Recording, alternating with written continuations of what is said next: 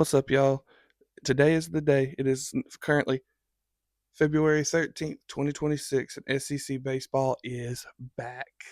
And I am telling y'all how excited I am about some baseball, y'all. I love football.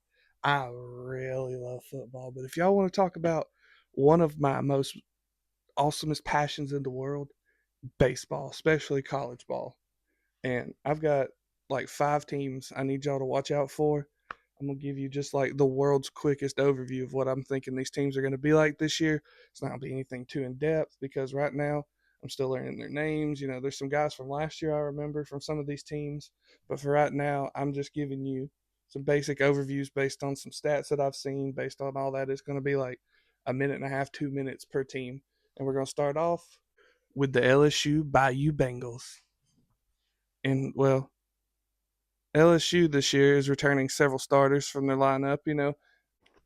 LSU every year has some hot bats, and I swear they do. I feel like last year, they got really hot, at the right time with their bats and everything. That's kind of what got them where they were. And we'll talk about how they made it through their regional and super regional later, because another team on here played them in that regional.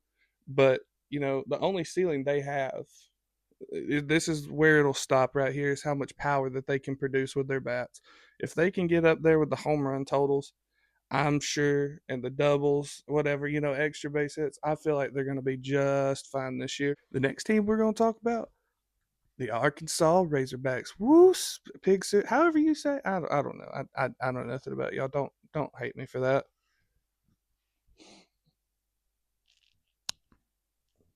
They had a run last year where they had a run last year where it looked like they were favorite to win the national title, only to have their season end against the LSU Tigers. That was what I was talking about earlier.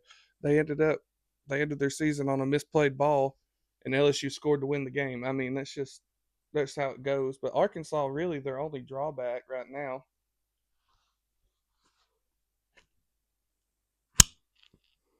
is the lack of returning is the lack of returning is the lack of returning production in their bullpen. But other than that, I mean, if their bats can stay hot and their pitching develops, and you're going to see a trend with that in the SEC right now this year with some of these teams, they have hot bats, but a lot of it is they need their pitching to develop right. And I mean, that's just how it goes sometimes.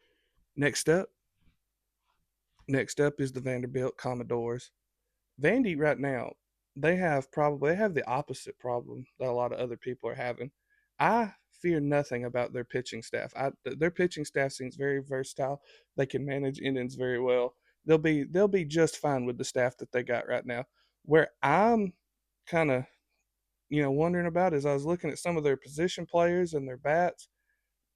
There's a lot of it's unproven, but I mean, anything can happen. They had 43 wins last year. So I mean, these guys can't be bad. Their coach is a very good coach. He's gonna make sure that these bats get hot. He's gonna make sure that they can score runs, because especially if your pitching staff can keep runs off the board, all you need is one, and that's really all you'll ever need is one.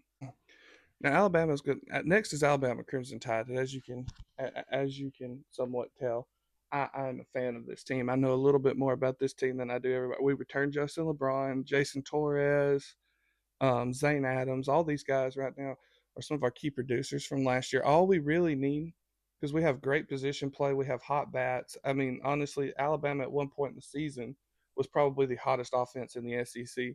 I mean, there was a stretch there where I thought that honestly Alabama was going to lead the nation in home runs, and I was almost correct for a little while there. And we kind of went on a slump. But as long as Jason Torres can fix his strikeout problem, Zane Adams develops, our pitching staff is all right. We're good.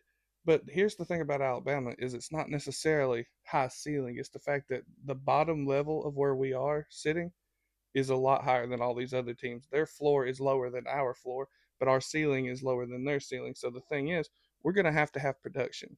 Production from our bats. We're going to have production from the pitching staff. We're just going to have to be able to manage innings and not get ourselves in trouble like we did last year and get behind 3 or 4 runs and not have enough time to get out of it. Final team we're going to talk about is it's hard to say that name. It's the Auburn Tigers. Anyway, the Auburn Tigers this year, they have a lot of the same problems everyone else does right now, especially considering they lost four, really good pitchers to the pros. They're going to have to develop a lot of pitching this year. They have a lot of young and tested guys. They got a couple transfers. What's really going to make Auburn shine, and I think most of their games are just going to be slugfest, is the pure fact that Auburn can produce offense. Auburn probably has the most potent offense in the SEC so far. I mean, it's getting to the point now where I'm looking at their roster, and I've been looking at it for like 2 days now, where I'm just like, this is a lot of production. This is going to be a problem. I mean, it is what it is. But Auburn's going to be all right this year as long as they can get all that stuff done. It'll be fine. They will be all right. As much as it pains me to say that. But anyway, thank you for watching. And I just want to know, man, what SEC teams do y'all think this year can go pretty deep in baseball? I mean, honestly, we have, I believe, 11 of the top 25 spots are SEC teams. So you tell me what you think the SEC is going to look like.